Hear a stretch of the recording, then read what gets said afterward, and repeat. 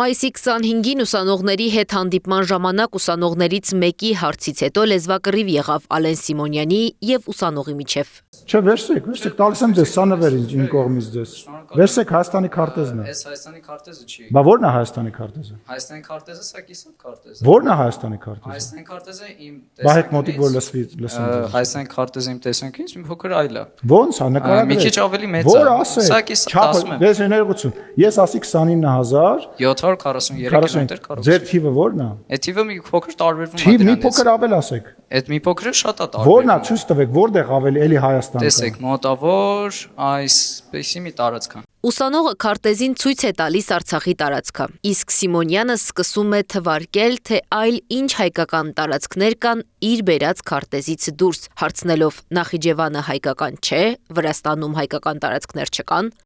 Դրանք էլ են հայկական տարածք, բայց Իսկ Վրաստանում տարածք ունենք։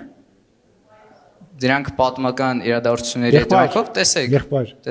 այս տարածքը վերադարձվել է Հայաստանի, սա էլ տրվել է Վրաստանի։ Ձեր ասածը ամորֆ բան է։